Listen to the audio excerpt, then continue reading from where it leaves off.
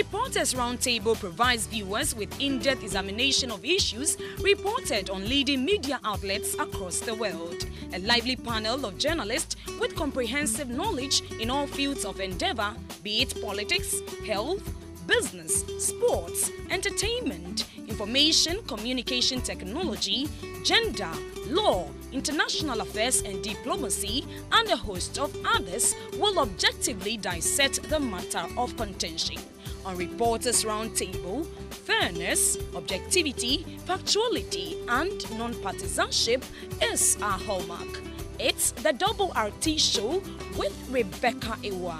This and every other Thursday from 10 to 12 GMT. Make a date with us. The Reporters Roundtable, all angles, all sides.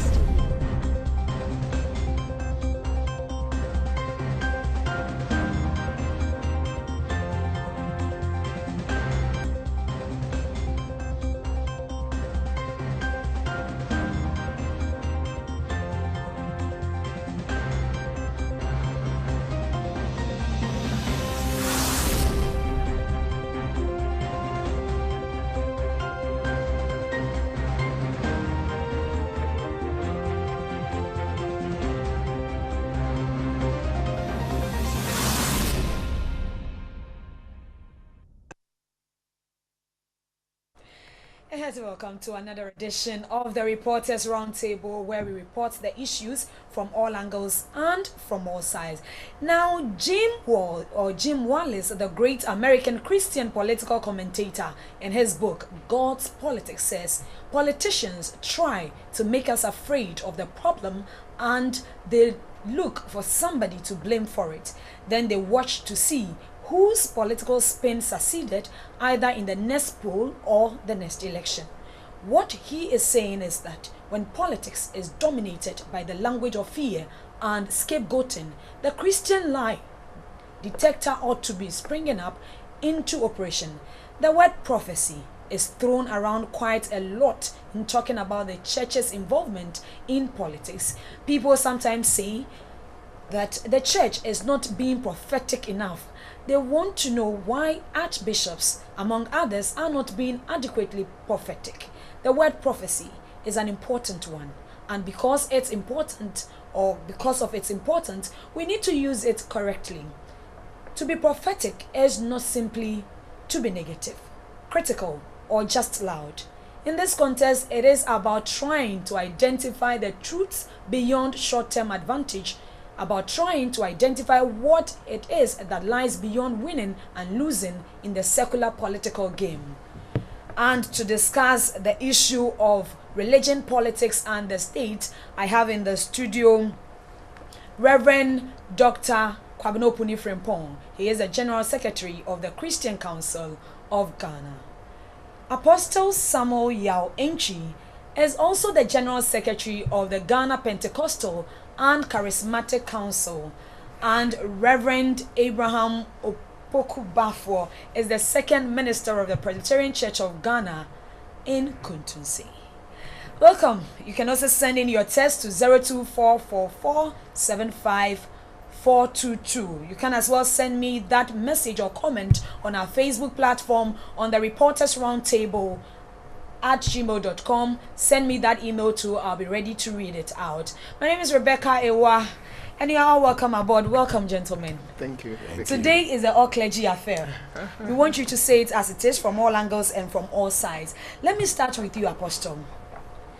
let's establish the connection between religion, politics, and the state. Right, thank you, Rebecca, for having us here to discuss this important subject. I believe this has been a long-standing question. I mean, the relationship between the church state and also involvement in politics. You can trace it back to the days of even Jesus Christ. You know, when he was asking his people wanted to know what they should do concerning payment of taxes. And he made that famous statement, render unto Caesar what is Caesar's and unto the Lord what is the Lord's.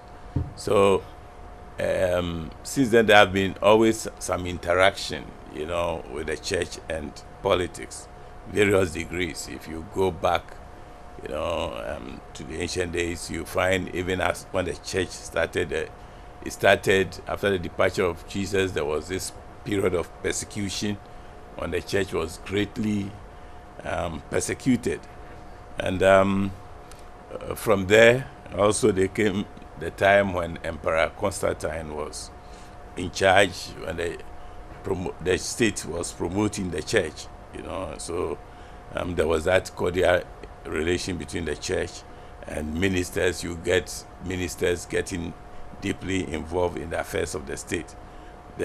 And we can also look at the period of the Reformation, you know, when gradually the church led a sort of, let me call it a revolution, you know, which led to what we call the Protestant work ethics, whereby Christianity was not just a matter of going to church and everything, but it must reflect on how you do your work, how you relate to the state, your contribution to the affairs of humanity in all. And that led to the development of Europe, and also led to what we call the Protestant work ethics, led to capitalism and all that.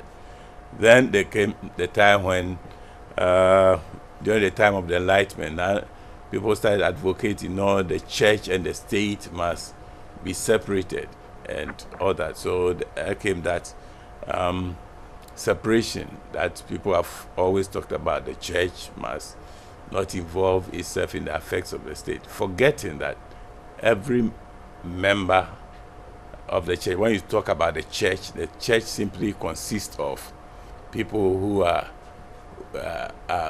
Christians, and the Christians are members of the country. I mean, so whatever affects them affects the church and everything. So there is no way that we can say people should just keep quiet. When it comes to politics, as people are calling, why should the church and Christians be involved in politics? I believe that politics simply has to do, you know, if you read even what Webster's dictionary defines politics, activities that relate to influencing the actions and policies of a government, or getting and keeping power in a government, you know, the work or job that people, such as elected officials who are paid, you know, or who are part of a government. So it's our people. And if you take a country like Ghana, which is so religious, Christians alone, you get over 70%. You have other religions. So to say that religious people, or the church in particular, and Christians should not involve itself in politics, I believe that does not work well.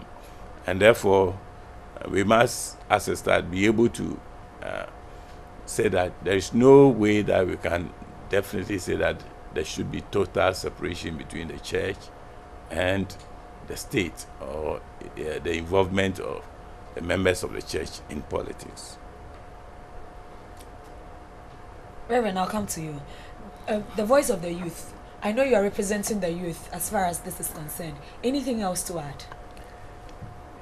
Yes, let me. As far as religion and politics are concerned, and how it is tied into the development of the state. Yes, let me say thank you for having us. And let me also say peace be unto all our cherished viewers. To add to what Apostle has said, let me take it back even to the Old Testament, in relation to church and state. We recall that in the days of Joseph in Egypt, Joseph being a man of God, in our days we could call him a Christian. There was a problem in the state of Egypt because after he had the king had dreamt and there had been the interpretations, the king wanted somebody who could manage the state such that they would not enter into a state of famine, and Joseph was there. And because when we talk about politics, we are talking about leadership, we are talking about managing resources. Joseph at that time, being the man of God, being the Christian at that time, was able to manage the resources of the state such that the land of Egypt and the whole of the world was not plunged into famine. And so you see a direct connection between somebody who is a person of God, the church, you could call it, and the state. We have other examples. You could talk of David and his engagement with the prophet Nathan. After David, who was a leader, a king, had sinned against God, and the prophet came to him and said, what you have done is wrong.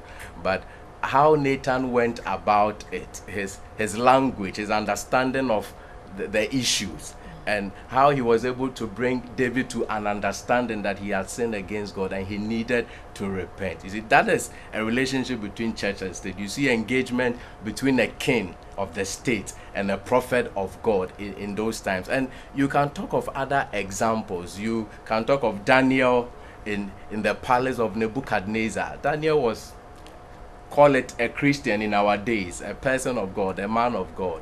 But his engagement with the state, the king at that time, Nebuchadnezzar, and the people of his days. So you realize that church has not been devoid of state affairs, even from Bible days, from the days of the Old Testament. You talk of Nehemiah, how he was able to manage resources to help the state, because Nehemiah went to build the walls of Jerusalem, but he brought people together in the name of God. He told the people, let's do this, let's build this together in the name of God. He managed resources, he brought people together, he helped the people. So you could see that the church and the state has always been in constant engagement, and I believe that even in this nation we could give examples on and on.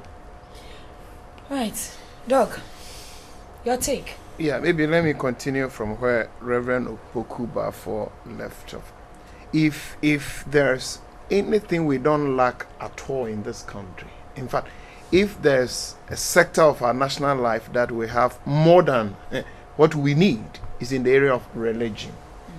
If you put Christians and Muslims together, we have more than 90% of Ghanaians being very religious, So for me, even though in some countries the argument, what Apostle was saying, the separation, even how effective has it been in a country like US, but there are countries where they are seriously talking about separation of state and religion. But that part of the world, we have gone beyond that, considering the role that the various religious bodies, and here I mean both Christians, Muslim, traditional leaders, and others. If you consider the role that religion has played in our national life, the question should not even be whether religious people should come into politics or not, but the question rather should be, how should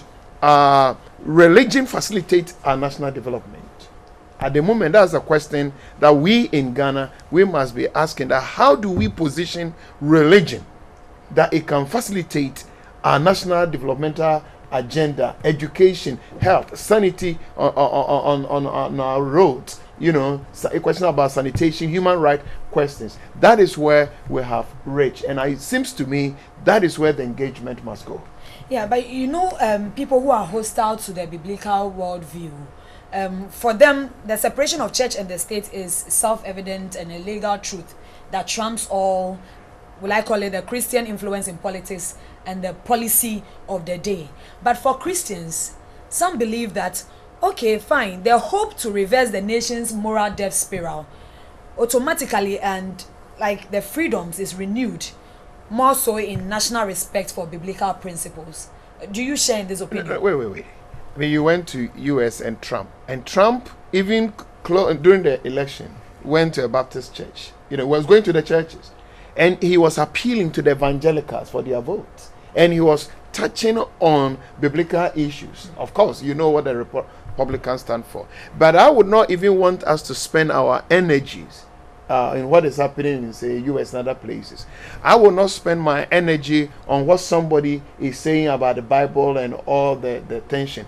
I will want us to be, consider the trajectory of our national development. Where are we coming from? As we speak now, 40% of our health facility in this country, all clinics, all hospitals in Ghana right now belong to the churches, managed by the churches, established by the churches. Take Achimota out, and I will say again and again that almost all the best second cycle institutions in Ghana belong to the churches, were initiated by the churches, land were acquired by the churches, facilities were developed by the churches. It's quite recently that government came in to assist, and that's why we have what we call government assisted schools. Talk about employment in Ghana, talk about the banking industry, and call the various banks industries in Ghana, and find out how Monday morning the amount of inflows they receive from the churches, to the extent that some banks allow staff to work on Sunday just to drive to the various churches to pick money, and therefore, issues about public education, you are talking about Ebola, good governance, and literally governments are calling us. I received invitation from Ebola that the chief of staff invited us to a meeting that pick up the public education side. Just last week, Minister of Health wrote to us, diabetes, pick it up. There are several. So we have crossed that line of the tension between religion, politics, biblical arguments, and all that. We have worked it out. But do you think there is a tension anyway? Because even if let's weigh, how many Ghanaians, when they need education, quality education for their children, when they are filling the BECE, the first either group schools, how many of them will avoid choosing Presec, Prempeh, Wesley Girls, St. Rose's? You understand what I'm saying? Is it not a fact that the 40% of Christian hospitals, their staff don't go on strike? And so when the Konfanoche and Kolebu are on strike, literally you hear Minister of Health pleading that religious and our Christian hospitals please absorb the numbers for us. So when you have such a situation, now even if you have a group that may not be very happy how the engagement is done, the fact remains that if religious people don't play key role, what they have been doing, not now, even before independence, if we don't, the current constitution of Ghana, the Constituency Assembly that developed it, the then General Secretary of Christian Council and religious people were part of it. So the way where we are as a country, the real question should be, and that is why it seems to me something is not right when I study all the manifestos of the various political parties, and none of them is mentioning, as policy matter, policy direction, how they want to, engage religious people to facilitate our national development, because that is the reality on the ground at the moment. Apostle. Yeah, I think. How well can biblical principles help reshape our country? Reshape our. I think it's a very thing. I wonder what society would have been without religion. Cast your minds back at the times when you go into our traditions, and see before the missionaries came. The sort of things that were going on, human sacrifices and all that,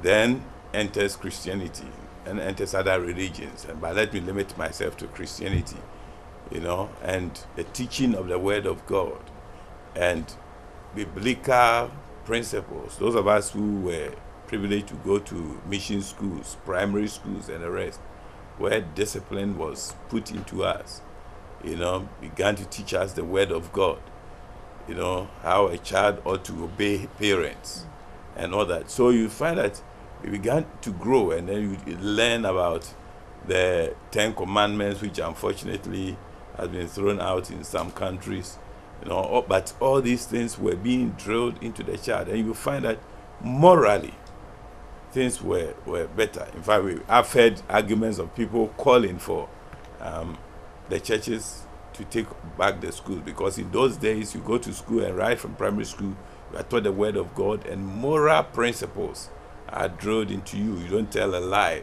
and all that. And if you compare products in those years and now, you can really see the degeneration that has gone on.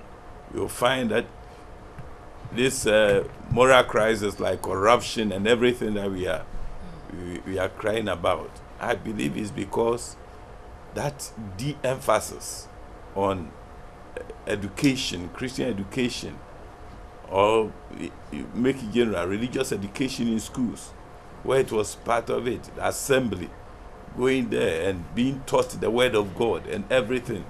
So the child grows up, with that. And in those days we had what we call hygiene being taught in schools, and it was all based on scripture. Develop science out of scripture. And you find that, for example, the Bible teaches, even the Israelites traveling in the wilderness, that when you are traveling, you should have an implement. Say that when you go to eat yourself, dig and cover it. It's there in the scripture. All these were taught. And therefore, you wouldn't have people just going, squatting everywhere and messing up.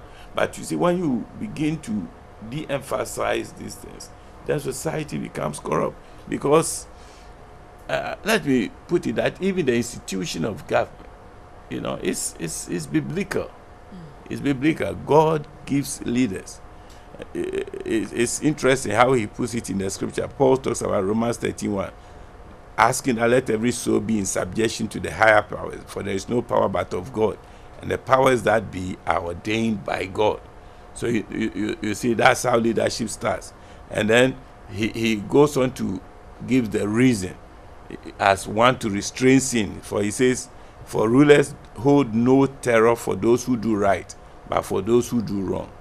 Do you want to be free from fear of the one in authority? Then do what is right, and you will be commended. I'm reading from Romans 13:3 and 4. For the one in authority is God's servant for your good. But if you do wrong, be afraid, for rulers do not bear the sword for no reason. They are God's servant, agents of wrath to bring punishment to the wrongdoers. So they are there to check, degeneration, which is instituted by God, and also to preserve order.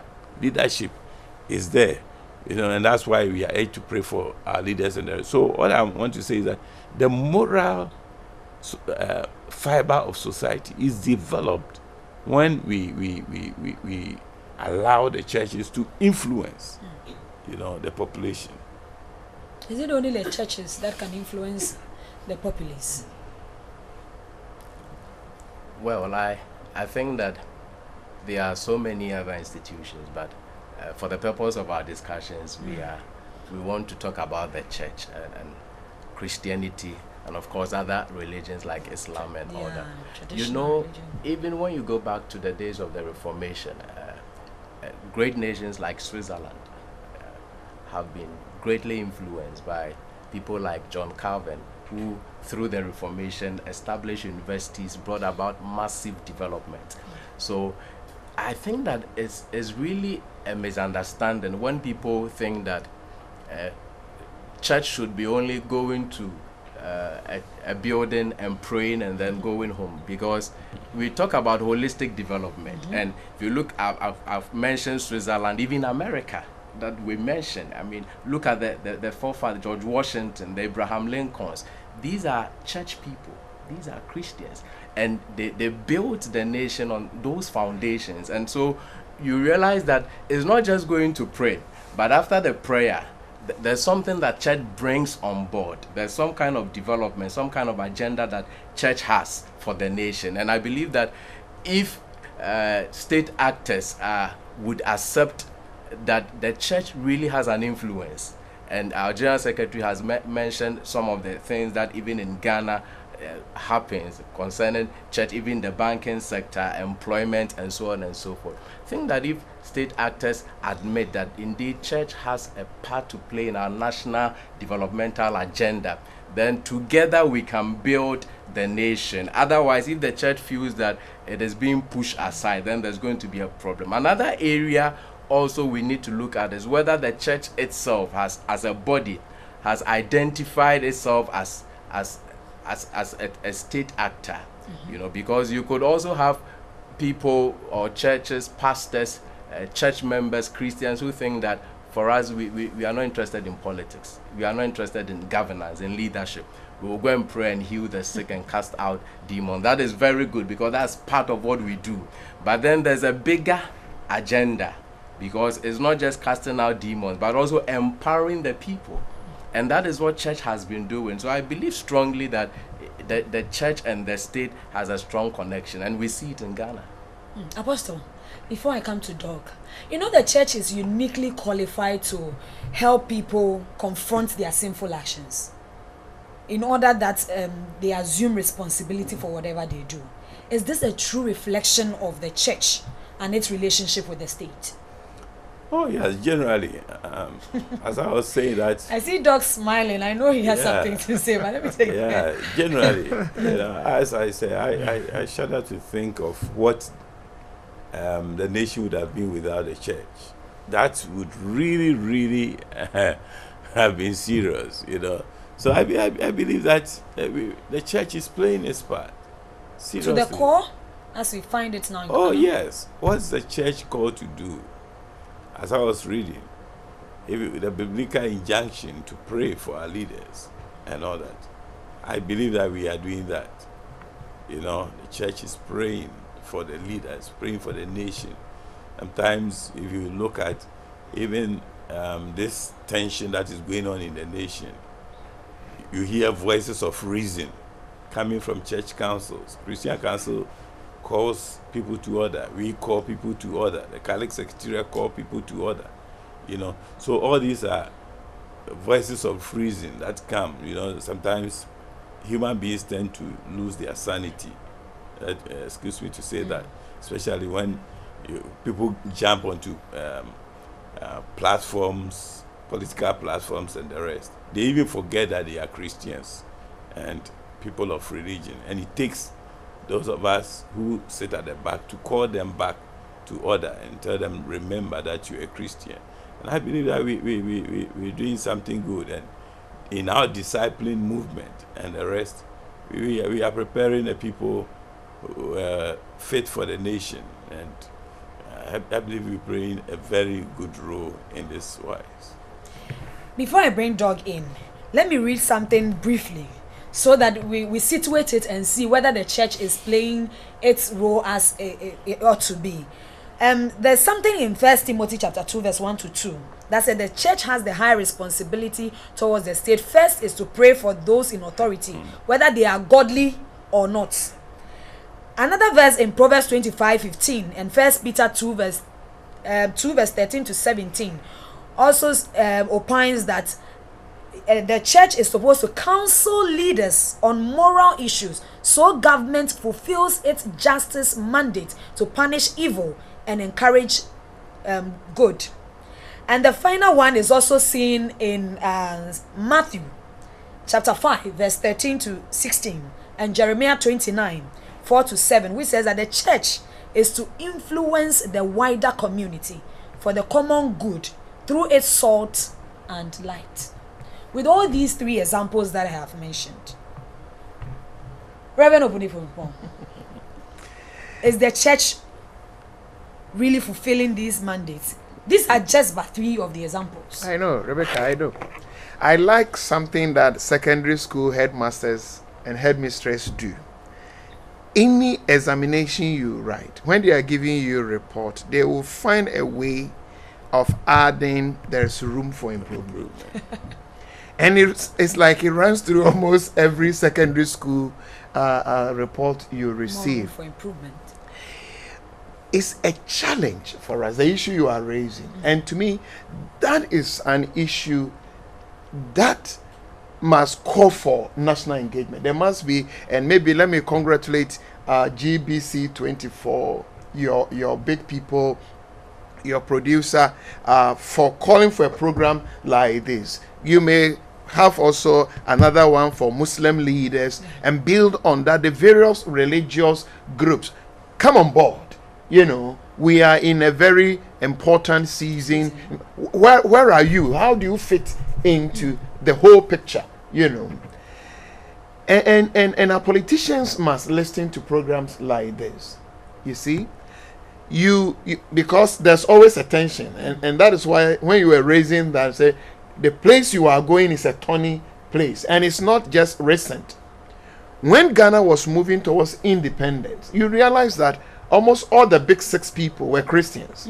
All of them. Even Nkrumah wanted to be a Catholic priest. You know that? He wanted to be a pastor. You see, yes. And those who were doing the peace marches and all that, church people were part of it. The colonial authorities weren't happy. During Nkrumah's time, the one-party state, there was a serious tension between the church and the state. Some pastors missionaries from outside this country were deported. During the revolutions, let the blood flow. Some pastors suffered. Some were literally killed and burned. You see? And sometimes when you get impression that a body like Christian Council of Ghana is too comfortable with some political parties and against, say, NDC and 2 9s with NPP, this is where the history, started, because the Professor Dubois Henge Freedom and Justice Movement, that team up with TUC and Ghana Bar Association and NUCS to challenge the then AFRC that the military people should go back to the barracks.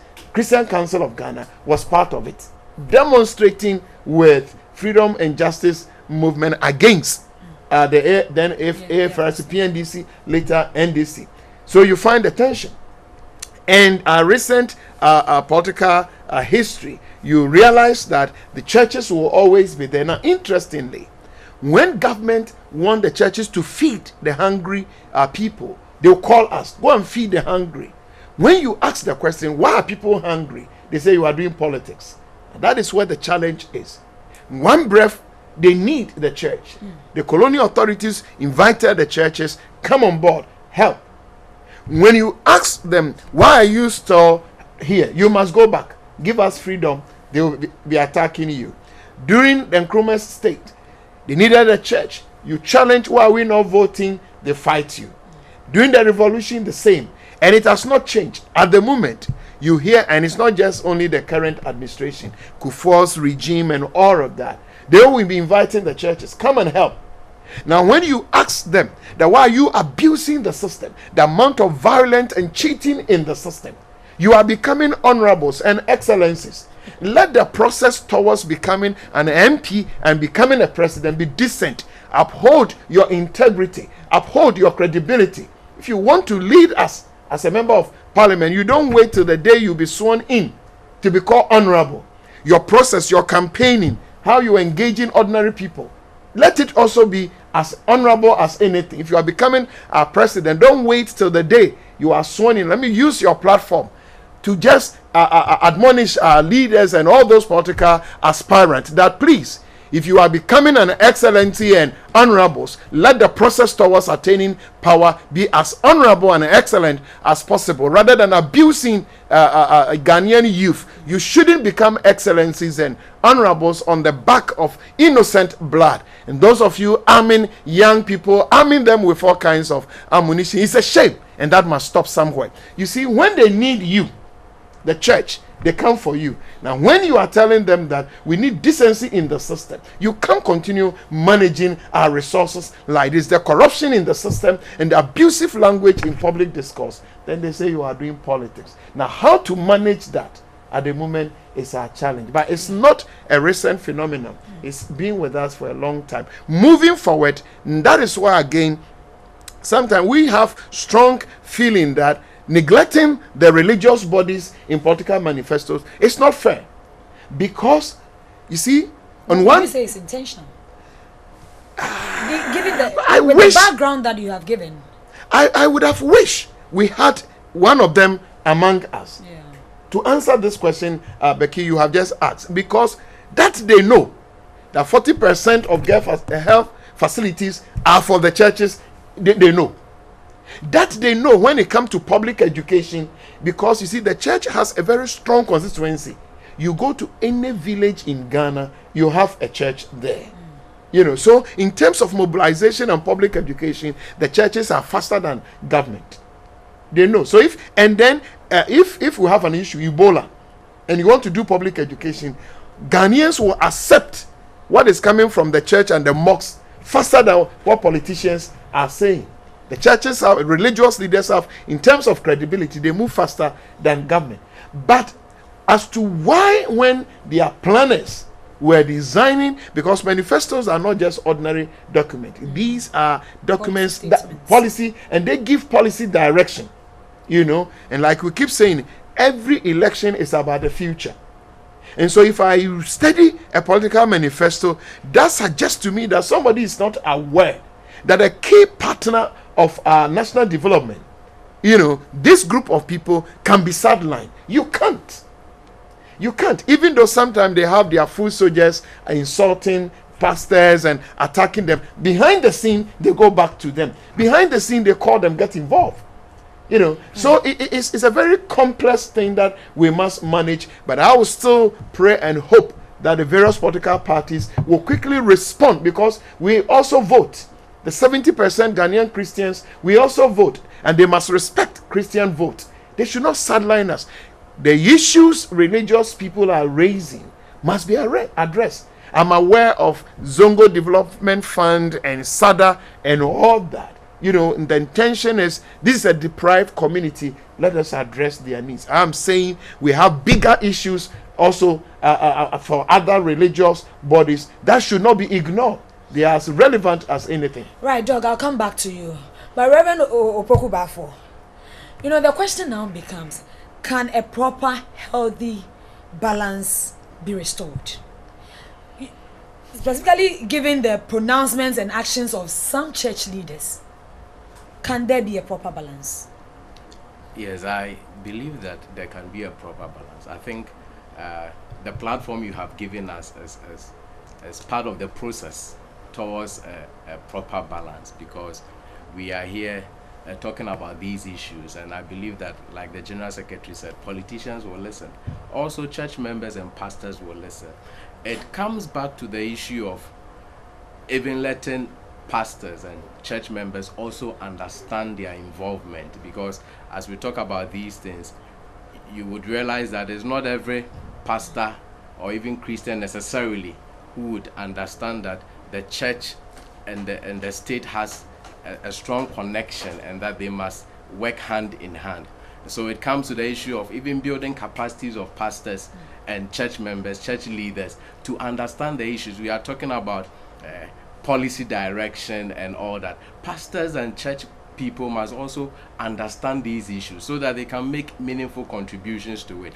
But also to politicians, the issue is that most of our politicians are either Christians or Muslims. So they identify with religious bodies. And even traditional religion. They identify with religious bodies. So the question is, why would Christian, Muslim politicians tend to say that the church or the mosque should not have anything to do with matters of the state?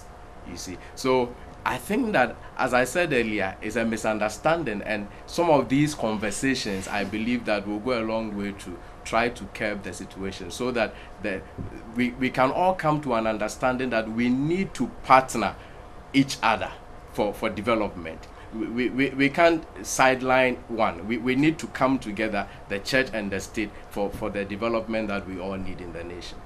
Apostle, how can a proper healthy balance be restored? Because I felt the emotion of Reverend Dr. Opuni Frimpong when he was talking. Yes. Yeah. Then it means there are issues that needs to be addressed. There are issues. Serious. Yeah, there are issues. I think you did indicate in the question that you had put to him, about the proper roles, and you did mention things like prayer for the church. Yeah, prayer for the nation, which counseling leaders on moral and issues. It's interesting that every year, influencing community. Every year they would like to mobilize the church to pray for the nation. Why would government do that? It's only recently, formerly they were ready to sponsor. It's only recently that we churches decided that we don't want any sponsorship to pray for our nations. And therefore we gather in our churches to pray. We meet as councils jointly to pray for the nations. And we are doing that because we believe that it is our core function, which we are doing. The Bible is an injunction upon us, so we do that. You also, if I remember properly, you talked about the influence through good works, as when you were quoting Matthew chapter 5, verse 13 to 16, And I believe that strongly as the salt. The salt is simply to check corruption, if you check in those days. And that is why we would stand everywhere and preach against these things. We preach against corruption, we will preach against immorality, we will preach against everything. And now when you start to talk about corruption, for example, then it's like what they say, that when you mention dead bones, then old people begin to, there is that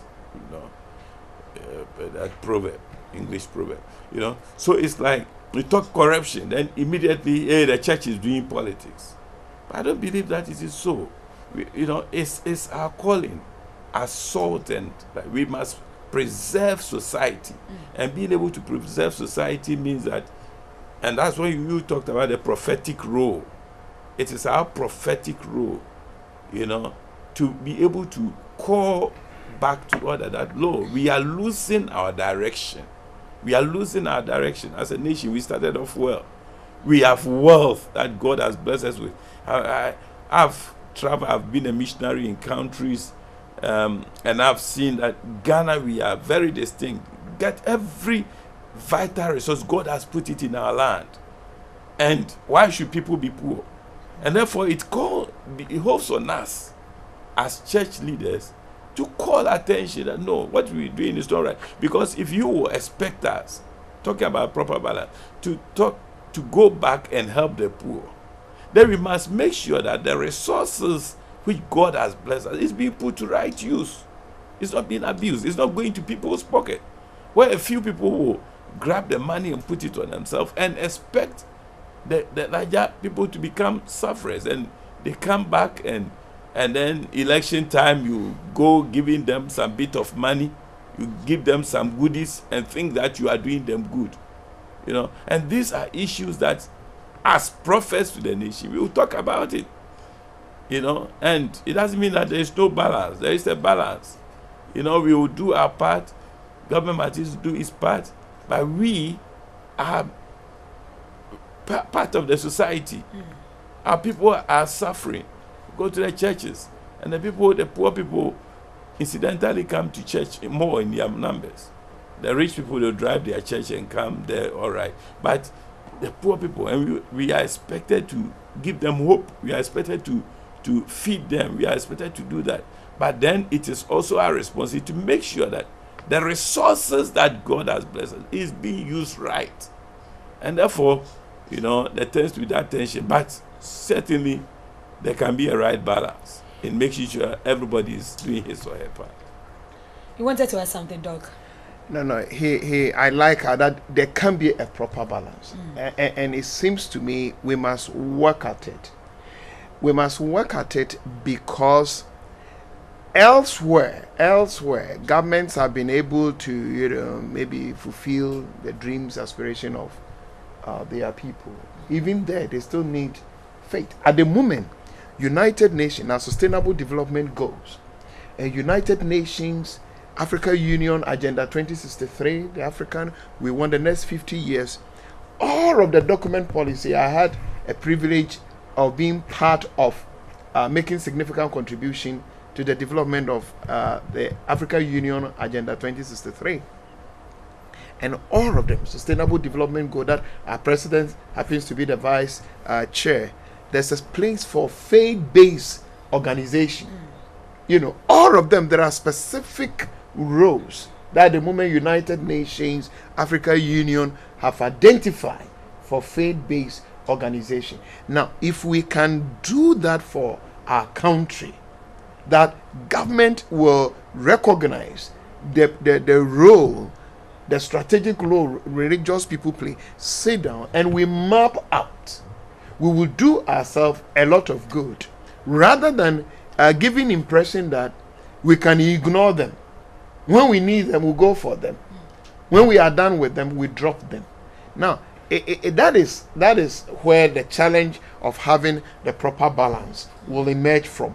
But like what they've done in the United Nations, in this country at the moment, all refugees in Ghana who are in school from basic to PhD, United Nations will give UNHCR the money for them to pursue education to a body like a faith-based organization like Christian Council of Ghana. You see, this is United Nations, but they are working with the faith-based, and this is strategically designed and planned. So I will expect my government, to invite me to a meeting that you are faith-based organization, and per a strategic plan, we will want the faith-based organization to do X, Y, Z. Then that harmony will be built. Because whether you bring us on board or not, per our faith, understanding, and commitment, salt, light, we will discover certain roles for ourselves. Now, when we do them and they are happy, then they clap for us. Sometimes you hear the president inviting the heads of churches, cut politicians to size. You raise your voice and you get food soldiers who want to come and attack you. But let me assure them that I don't think the religious leaders of our land will keep quiet just because of the insult. It will not wash. Right. It is still the Reporters Roundtable. We are looking at the issue of religion, politics, and the state. As I earlier indicated, you can send in your text. I have seen that people have started already on 02444754422. Remember to send in your comments or suggestions or statements, whatever, to our Facebook platform, Reporters Roundtable. Send me an email right now, reportersroundtable@gmail.com, and I will be glad to read them. Let me also assure you that this program is proudly supported by Health West Ghana. You find them near Adjurin Ghana Islamic University for all your health needs. My attire is also provided by Ashrifia Wear near it.Then Tank Oil Filling Station. And we are also proudly supported by the Liberty American School. We'll be back shortly. Stay with us. Do not go anywhere.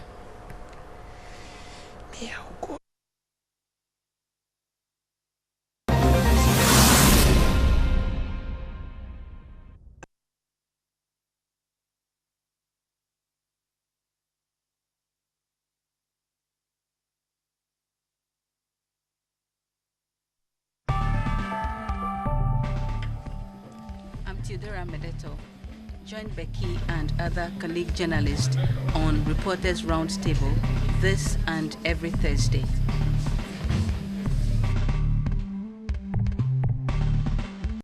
The Reporters Roundtable has come at the time that it should. It's a very important program. We are now going to educate the public about our practice and hopefully inform them about the work we do and how we do it. Keep watching Reporters Roundtable.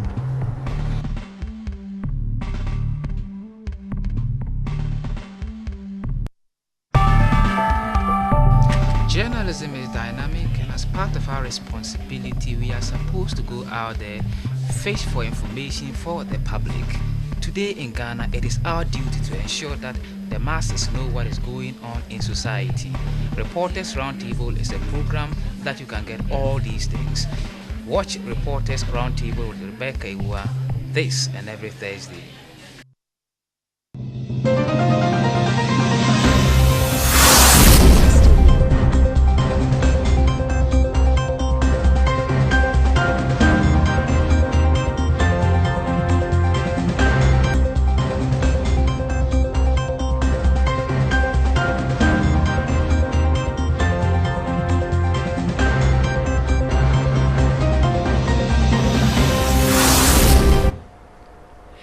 good to have you stay. It is still the Reporters Roundtable where we tackle the issues from all angles and from all sides. We are still in the studio discussing religion, politics, and the state. Reverend Opokubafo, let me find out from you, what happens to the church's link with politics and the state? Especially where some church leaders play or lean to political parties or candidates. Thank you very much. I think that this is one of the challenges that we face as a church in our bid to let the state acknowledge the contributions that we make, the roles that faith-based organizations play in national development. Because you know that the church has always been the conscience of the nation, of the people, and the fact that the church or pastors, as you said, are very key people when it comes to mediation, conflict resolution. Very, very key people in our society. Of course, also with our Muslim leaders and then traditional leaders. You realize that the moment a church leader tilts towards a particular political party, then there's a serious issue. Because when there's conflict, when there's trouble and we need people to mediate, how do we come to you if we know that you are in a black color or in a red color? It becomes almost impossible for the people to trust you as somebody who is going to mediate with all the just and fairness that is needed. And I think that this is where one of the challenges we face. And it's very important that pastors acknowledge our role, the respect that people in our nation, and of course not only in Ghana, all over Africa, the respect that faith-based leaders have is very important to protect it. If we don't protect it, then there's going to be a big problem for all of us, because then when that respect is eroded, the role that we play as mediators, as the conscience of the society, is also eroded. And then our usefulness, you talked about being the light of the world and the salt of the earth. But when the salt loses its, what else can it be used? We trample over it. We trample over it. And it seems that if we don't take care, we will get there. But I pray that we don't ever get there, because now you even with these elections, we've spoken about prophecies. One pastor saying party A will win, party B will win. If you do that, because you have church members, and you cannot guarantee that all your church members belong to party A. It's never a guarantee. I'm not sure that there's a particular church that every person in that church would belong to party A. When you do that, then you lose the trust that the people have with you. So I believe that there's a strong link between the church and the state. And what we have to do is to protect it. What we as church leaders, faith-based organization leaders have to do is to protect it. We must protect the trust that people have in us. We must protect the faith that the society, the nation has in us. When we do that, then we'll be able to play our role very well. And then when we ask the state to also come on board, so we partner and bring development to the nation, it will be much easier for us. Is it, Apostle, is it to the extent that some pastors or reverend ministers these days see riches to the being the panacea to solving their problems? Because once you work for the people, then your reward should be on earth. So they have to align to a political candidate or a party so that they can have their way as well. Well, that would be most unfortunate. Really, if you understand your calling as a man of God, I don't think you'll go that way. Let me restate the fact that he made. That it's very, very unfortunate if a pastor will get so much involved in partisan politics. All along we've been talking about politics, which is about development of the nation. And that's why we have no problem. But when it gets to partisan politics, then it becomes tricky, because there is contentions. And as he rightly said, you say we're getting to the point whereby, we are the people that people resort to at the last minute. It's happened 2008, 2012. running to us, though not in the full view of the camera, but coming to us when there are conflicts, when there are misunderstandings. The people we will meet in 2012. But I can say that, but for the church, when I talk about the church, I'm talking about our councils coming together. The election was going to be very difficult.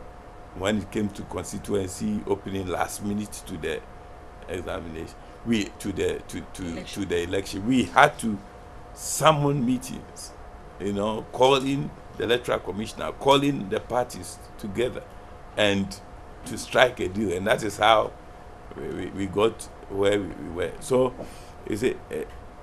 our role of mediation and being the light in the darkness is very important. So when a minister, you go to the point of cheapening yourself to become so partisan, then you lose that power and that authority that you have, and you yourself put yourself into problem.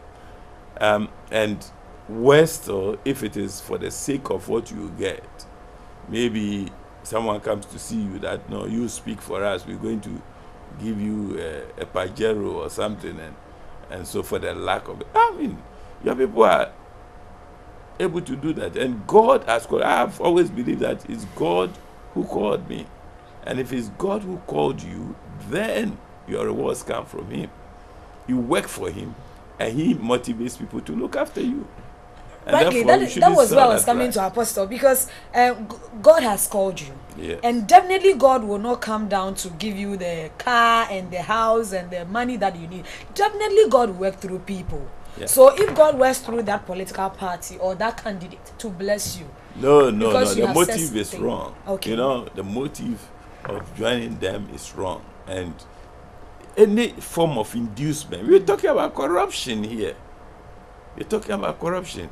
And our role in being sought to check corruption. And if you accept a car from government as a church, as a personal gift to influence you to be able to do something, to speak for them or position party to accept it and speak for them, then you are corrupt. Okay. You've lost your saltiness. You are useful for nothing. You see, and that is very important. And therefore, maybe let me use this opportunity to, because I superintend over a lot of churches, and especially our Pentecostal Carol, where we do a lot of prophecy.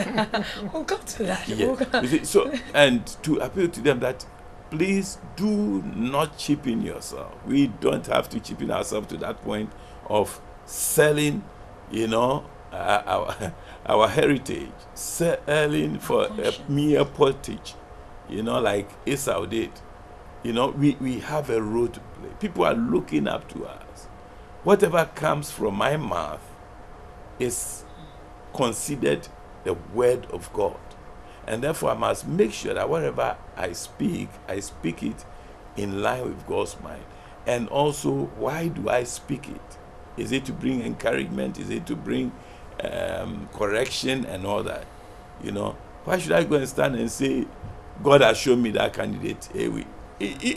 I don't run away from the fact that God can reveal to me. But the fact is, did He reveal it to me to go and do what? To go and stand on the platform and shout that you are going to win? Okay. That is not proper. Doc, how detrimental can this be? Yeah. To the state? Politicians are politicians, and they will always be so. You see, politicians thrive on numbers. And as much as possible, every good politician must know how to influence. Anybody who matters to you, you should be able to have some level of influence. Like pastors do. Okay, so if it happens that traditional leaders are those you think have influence in their communities, and that you would need to bring them on board, a politician will want to get there. If it's religious leaders, Christian leaders, Muslim leaders, they will penetrate. If there are individuals in the society that have influence, they will penetrate. If it's a media house, and that is part of the game. That one we must understand. And therefore, if you are a pastor, because of who you are and where you are and the influence you command in society, in the community, every serious politician will want to get closer to you. And they know what they want. I think sometimes this is where some of our colleague pastors, and let me plead that let's be very careful how we play the game. Even sometimes how we welcome people, how we pray with people after election, how we either celebrate the victories or how we mourn the losers. These are things people can easily interpret. Also, for the way you came to church with white something around your neck is very clear that even though you were praying with us, you weren't serious with all that you were telling us. Now we know where you. So our pastors must be very careful. Like Reverend Abraham Opokuba was saying earlier on, some of the people trust us so much that we should not fail them. We should not betray them. So pastors, our church members are free to become partisan. There's nothing wrong for a church member to decide that I belong to party NDC, MPP, CPP. There's nothing wrong. Only the pastors, because of who we are and where we are supposed to be very welcoming. And everybody must have the confidence, and they should be able to take it for granted that my pastor is there for all of us. If it happens that pastors have decided to work towards a particular group, yes, right. And the various churches will tell you that if you're a pastor and you want to be partisan, you can call for leave of absence and do it. But as long as you are in active service, be there for everybody. And please, colleague pastors, let us take that serious. This is the only country we have. Some pastors have made that mistake in Rwanda and elsewhere in Sierra Leone. They have suffered for it. The church has suffered, and let's avoid it. Right. The Reporters Roundtable, all angles, all sides. We go for a quick breather, and when we come back, I have some of your text messages. I'll read them so that we continue with the conversation.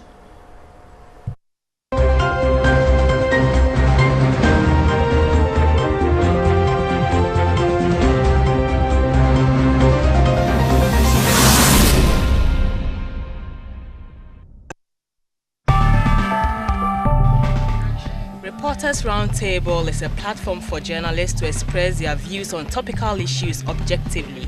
This and every Thursday, you don't want to miss it.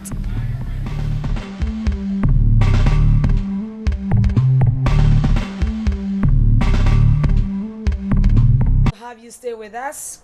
The Reporters Roundtable, I'm glad that your messages are in. This one says, church politics is cool, calm, and reserved. But let me tell you the truth, it is more dangerous than party politics, because there are people who suffer silently and are victimized by church leaders. They also lobby so that they can get their positions. So let us all call for peace now, because Ghana needs it. Unfortunately, you didn't add your name. Thank you very much. As to whether that assertion is true, we are yet to find out. The problem with religious leaders is that they do not show balance in their condemnations and counsel. They seem to be very biased to one side over the years and silence on the other side. That has been my problem. There are more politicians amongst them. I want to urge them to be fair at all times. This is from Eddie in Mataheko. Eddie, thank you very much. This one says the church must talk politics.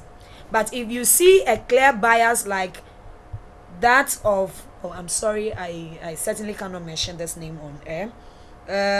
No, Patrick, please come clear and come again. With the allegation that you are making, I certainly cannot read it on air. But Reverend Bafo, you know that now religion is the opium of the people. People go back. You know what? To say something? Oh yes, but in reaction to one of the some of them. But that statement that religion is opium of the people, you know what it means. if you so don't go there. refuse to Because accept we that. will refuse, and many people will refuse. Opium, I know it's opium, debatable. no, it's not. It's No, not it's even. not. Opium is you are close to cocaine. You understand? Yeah. It's like marijuana. So it's like you want to silence somebody, Yeah. and you give a dose to that person, a baby who is causing trouble, Sure. to see so that you have your way. Yeah. And religious people don't accept that. But I think one of your, who Is it gave about a the evangelical feedback- movement? Oh, not exactly, but somebody said that our pastors must talk politics. Yeah. Yeah. And there was one earlier on also that there's church politics, which is dangerous and all that. But I want to put the two More together. dangerous than that of Yes. partisan. Now yeah, let's politics. get it right. Politics is about leadership. Politics is good. Politics is not dirty. Politics is dirty only when dirty people get on board.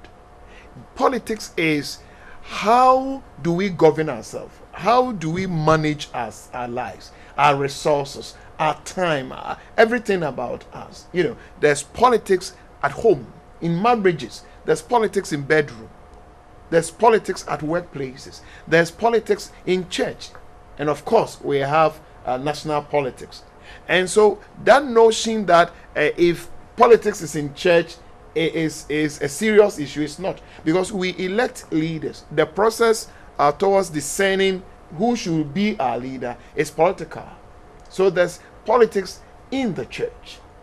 And we must get ready. We should not be afraid of that animal called politics. Human beings are political animals, as is been said. So we should not be afraid. Politics is good. Politics is leadership, it's service, and it's everywhere. There's politics in Trotro, and therefore our politics, like one of them said, that our pastors, when you talk about churches going into education to help, it's political issue. It's political issue. So the churches are already in. The church is already in politics. It is only partisanship that the church should not be. That the church is for NDC, MPP, CAPP, NDP. That is wrong. The church should not do that. But that the church should be actively involved in issues about the common good of our citizens.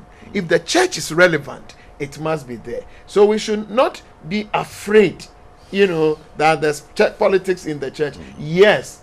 In fact, Jesus' days, some people were even asking him, we want you to be somebody to be at the left or right. Jesus did not condemn them, but he said, it doesn't belong to me. Who should be at the left, right? It's not a decision that must be made. I'm not the one to make it. He did not even condemn them. Politics has always been the church. So the notion that the church is doing politics, church has always been doing politics. It is only partisanship. The church should never identify herself with any political party. It shouldn't be.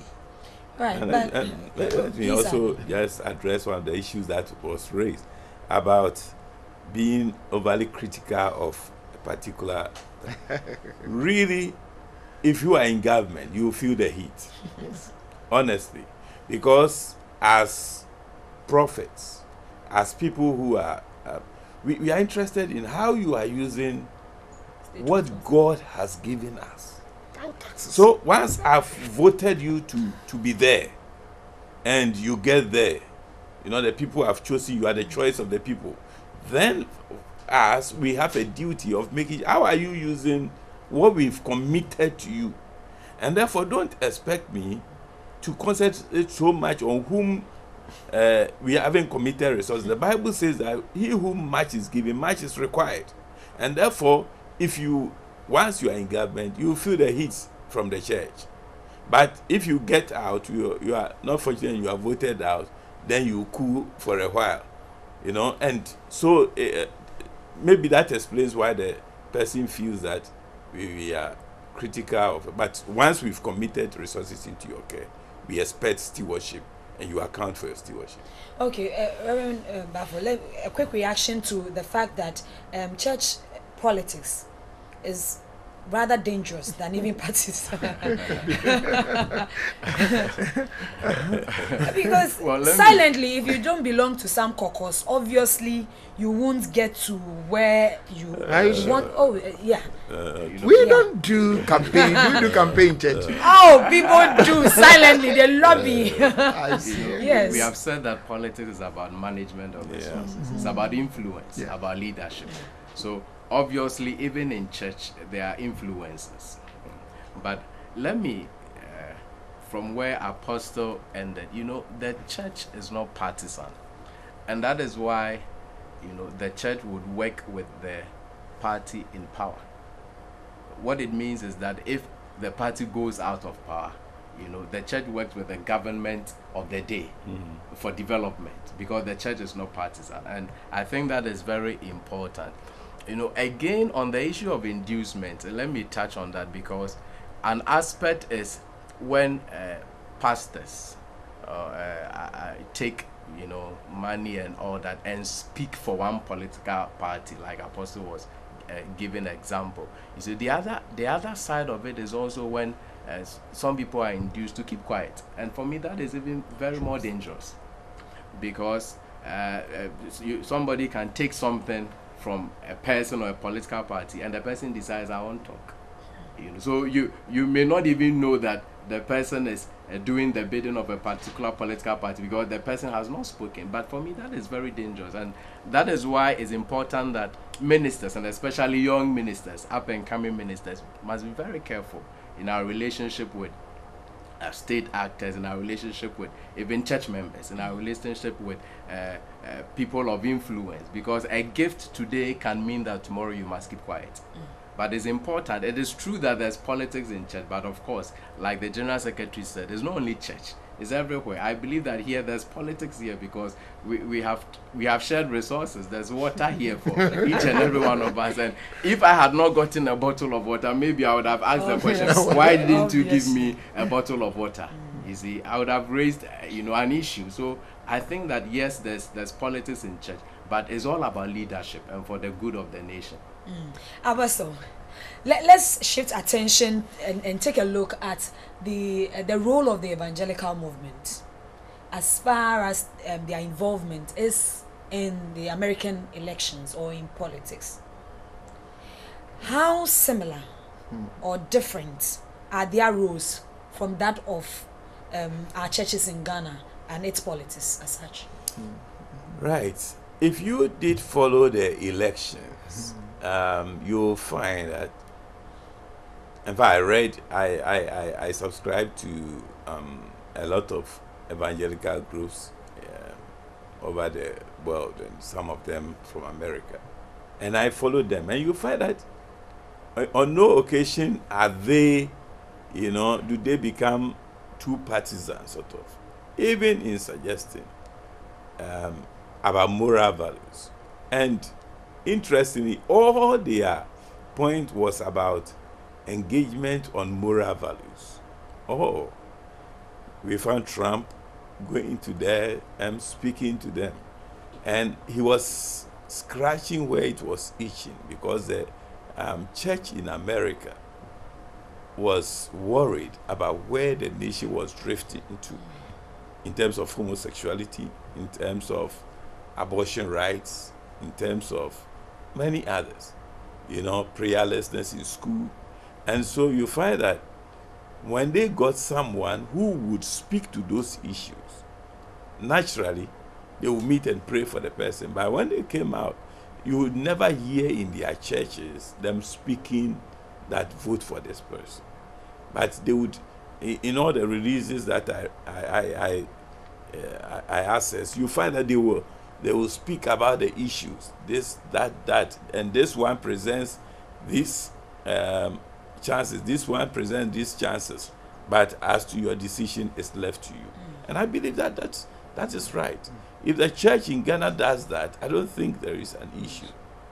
When these debates started, IA debates, I remember going to one of them and asking about homosexuality, and I had given that question that I wish it would be asked in all this thing, because that is very critical to my faith and to my work.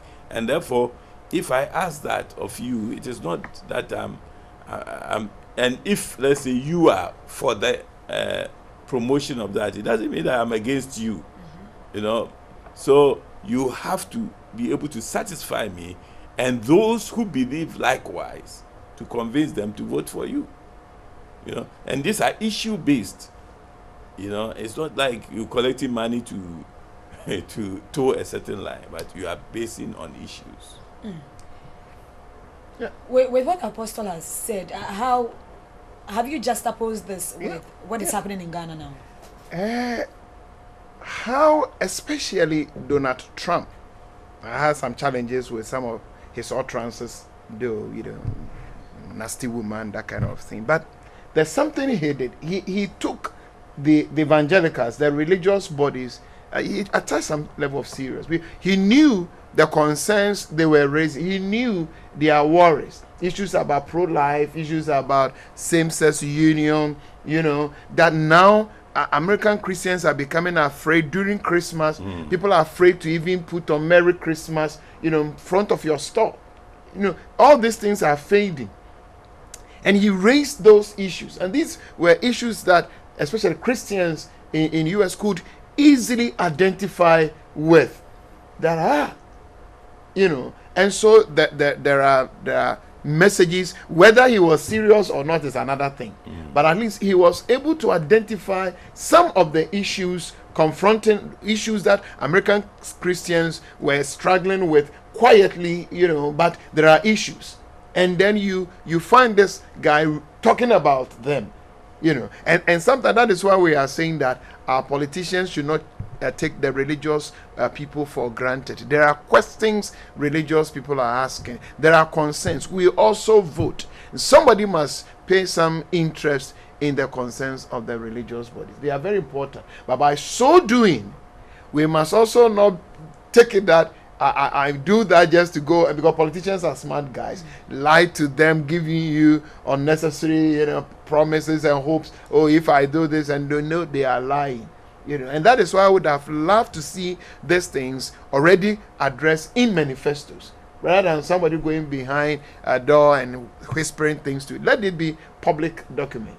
But the emphasis is on the evangelical movement. You know, let me call it they are like a people. They are like churches in Ghana, but for them, they don't give prophecies as loud as we do in Ghana. And even they prophesied, although on the elections and all of that, but not predictions. Yeah. You know, let's on just Rebecca, your program, let's establish this. There's a difference between prediction and prophecy. You know, during contests, any beauty contest, football, boxing, you know, you can predict, knowing what you know. Not to catch you, Reverend, but at what points can a man of God predict? And okay, let's continue the journey. Okay. You know, so we can have Kotoko and Has, and somebody will say, knowing what, I have a bias, I like this team, how we have performed over the years, my team will win. It's prediction based on empirical knowledge, information, you know, what I have observed. You see, beauty contest, the way this young lady behaves and all that, she will win. It's prediction. Now, when you go into prophecy, you introduce the God factor into whatever you are saying. That now it's like I'm predicting, but it is not what I know, but it is what God it says. That says the Lord. So it's God who is saying that. Now, when we bring prophecy into election, we must be very careful, because in the Bible, you find both voting and prophecy in terms of how do we discern our leaders. You have both in the Bible. Now, when they use prophecy to identify a leader, they don't vote. So Samuel will go into a family. God has called him, go and anoint somebody. They'll go, number one will come, not you. Number two will come. They will wait for the person and he will anoint him. If it had been voting, they would have finished the voting before even David appeared. You see, but that was prophecy. Now you go into Acts chapter 1. After Judas Iscariot, and they needed somebody to replace him, they placed two people. They put two people there. They prayed. It's like now we have put 7 people, 6 political party, 1 independent, and now we are saying after prayer, Ghanaians choose. Now when you use, they call it casting of lot, voting, when you do that, you don't bring in prophecy. You allow the people to express their sovereign will. You don't confuse voting and prophecy in identification of leaders. In fact, even in our churches, years ago, Church of Pentecost, if they needed a chairman, they would put some people in a room, prophets, to pray and pray and pray, wait on the Lord, and then prophecy will come. I don't know what they do now. But in other churches, Presby, Methodist, Anglican, the others, Baptist, if they need a leader and they are going to vote, even church people, there's no way they will allow you to bring in prophecy. They won't. If we need deacons, presbyters, and all that, and we say we are going to vote, because voting is spiritual. Voting is another way of discerning the will of God. You know, and so if even we church people, when it's time for us to vote, we don't allow people to interfere with prophecy. Now you look at the whole country had put up system structures. We are going to have election. Then you get pastors, prophets in the name of what God says this will win. And you see, when we do that, we must understand what we are doing. Indirectly, we are influencing the people. If you're a pastor I love and I respect, and I come to church and my pastor tell me so and so is going to win, indirectly, what if you have known God's will for us? Who am I to vote against what my pastor or my prophet has said? So indirectly, you are asking church people that because God has spoken to me, and this is the person who is going to win, therefore, if you don't vote for that person, you are contradicting the will of God. And when people become disobedient to the things of God, they will not receive the blessing of God. So who am I to vote against the person that God, or you know, how can I do it for my blessing? So our prophet must understand that if we continue with this kind of prophecy, and this year of all years, the level of prophecy in who will win and all that is becoming too much. And let's be very careful. We are confusing the system. Another serious issue is the Christian God is one. We don't have two. I will come to that. I want to have the I want to have the take of Reverend Bafford, because he's been quiet for quite some time now. Doctor has said a number of things, but the simple thing I would want to find out from you is that to suggest that if as Christians or as pastors, if we are kept in a room and we pray and we are about casting the lot and the prophecy comes, we are not to interject it, or truly maybe God has said something to you concerning a particular person, you are not to bring it out? Let me say that, like the General Secretary said, there are two different issues. And let me again use the example of the anointing of David. Because God was very clear, and our God is very clear, you know, very specific, you know, because he told Samuel, go and anoint David. He didn't also say, when you go, let them vote. I mean, if there was a need for voting, then why the statement does say yet the Lord? Why the anointing of David? Because Ghana has chosen the path of democracy, and among others, what democracy means is that at a particular point in time, we elect our leaders. We have chosen that path as a nation, and therefore what it means is that we have decided not to use prophecy to choose our leaders, presidents, parliamentarians. That is the path that Ghanaians have chosen. And that is why we must not confuse the two. We must abide by the rules of the democratic tenets. We must vote. We must cast our laws. What it means is that you don't say that even though we are planning to vote, God has said something and therefore let's stop the voting. That is the path that we have all chosen.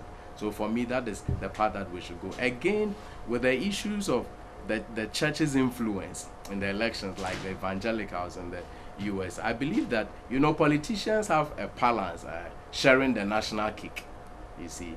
So if we talk about the national cake, you know, when they go on their campaign tours, there's a village somewhere that needs road, another village needs water, and so on and so forth. The church also has issues, and that is why it's important to consider the issues that politicians put on board, so that the people in the church can make meaningful choices. So if the pastor is coming in, then the pastor is coming in, like we have said the church in the US did, to address the issues that concern them directly, like issues of the same-sex union and all that. So the church in Ghana also has issues. I mean, if there are issues of education, issues of health, and the church comes in to say that we have mission schools now, morality is going down. These are issues. It does not mean that the church is coming in to say that vote for this person or vote for that person. In that vein, then the pastor is not doing the right thing. Apostle, what do you make of the prophecies flying in our faces? Prior to election 2016. I center on you because you represent the Pentecostals and the charismatics. You are not by that saying there are those who are giving the prophecies. Yes, majority comes from their caucus. Okay. Are there any punitive measures? What happens to such a minister? Let me address a part of the question you had put to Reverend Bafo. Okay. And about whether we stop the voting and the rest. If you come to the church I belong to, that's the Church of Pentecost, we seriously believe in prophecy. And we believe that God directs his people through prophecy. And we give room for that. You know, because it comes to direct, it comes to for edification, it comes to correct and all that.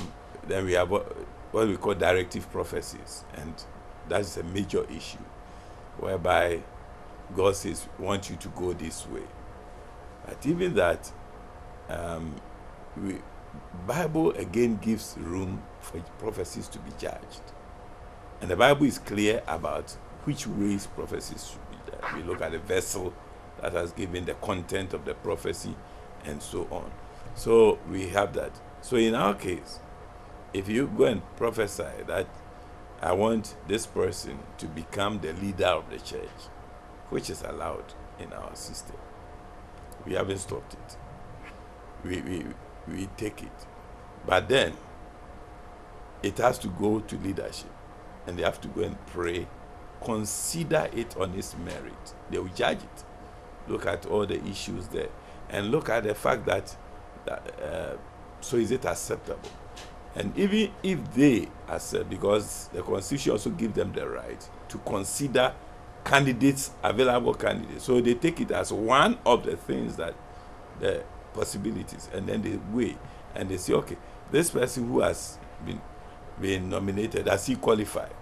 Because, for example, a prophet, a chairman is supposed to be an apostle. You go and prophesy that a pastor should become an apostle. Does it qualify? No, it doesn't. And so they will look at these things. Then now they will bring it to the College of Apostles and Prophets, who will meet and pray about it and consider it, and weigh that prophecy finally through a vote. And once it comes from God, we believe that they be people with the Spirit of God will approve that. We have had 2 instances which were approved. We've had a 3rd instance which was rejected, you know, after valuing all putting it according to the test. So, but then coming back to your immediate question, you know, thankfully, no member of our council has ever given such a prophecy. And therefore, we haven't had the unpleasant duty of sanctioning. Otherwise, we would have sanctioned. But even that, we've gone to the point of counseling some of the people, though they don't belong to us. I've had my president calling some of them to his office and teaching them our prophecy, you know, and directing them that, no, what you've done is wrong and all that, you know, because certainly there are, I mean, big men in the system who've generals studied here, the general, thank you for that, but who have gone through the mill and they do many of these things. But young people would want to, you know, out of exuberance, sometimes go overboard. So that is it. But certainly it is not right as we have earlier established. Doug, is our God a God of varied voices? Or God speaks with only one voice? Because with what is happening in the system now, you find one prophet saying this, the other is saying this, and there are people who are treading the middle ground. As a man ordained or in the cassock, there is nothing like prediction for you, because this one is not a football match. You have the clerical that we can, once you speak it, everybody thinks it's a prophecy, even if you are predicting. So this God that we serve, would he give something that is so varied that there are people treading middle ground, others treading one route, others? I simply don't get it. But let me say, Rebecca, that there's nothing wrong for people, including pastors, to predict. You know, prediction is prediction. It's not prophecy. You know, it's like Chelsea and Manchester United is going to play football. But when you predict it, you make it look as if it is a prophecy. That's the so we must always draw the line. You know, if Chelsea, Manchester United, and I said, oh, I want Chelsea to win, whether they win or they lose, and my son can tease me that, Daddy, your team did not win. It's fun. It's part of the game. You know, there's nothing wrong. It's the same that election and say, oh, I wish so and so win. If he wins, fine. My candidate has won. Somebody can tease me small that, you know, the problem is when we go public that so and so is going to win, and even now understand how we stretch it. If so and so doesn't win, burn my chapel. If so and so doesn't win, I'll throw away my Bible away. That level, because the God we serve, there's no way we can understand him fully.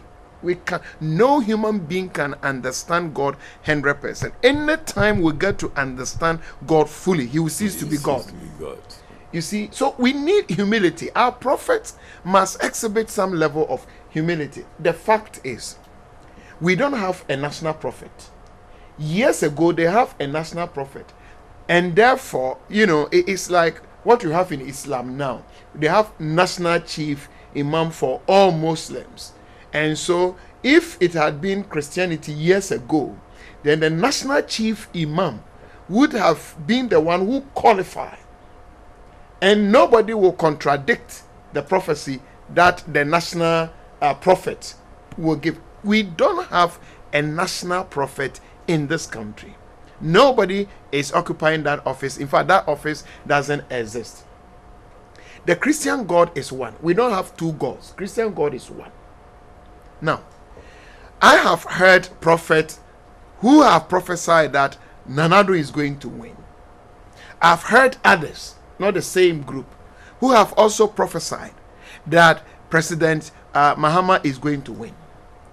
We are talking about one Flagstaff house. We don't have Ghana. We don't have two presidents, you know, and there's no way any one of them will choose the other as his vice, because already they all have their vices. President Mahama has Pakwesi, our vice president, and Nanado has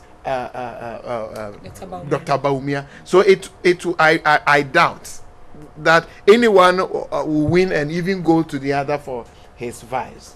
Now, this God who is telling Ghanaians that Nanado will win and President Mahama will win, either he's confused, either this Christian God who is prophesying to us that both, because one prophet says Nanado will win, another prophet says President Mahama will win, either that God is confused. If that God is not confused, and I believe Christian God is not confused, then those who are giving the prophecies are confused.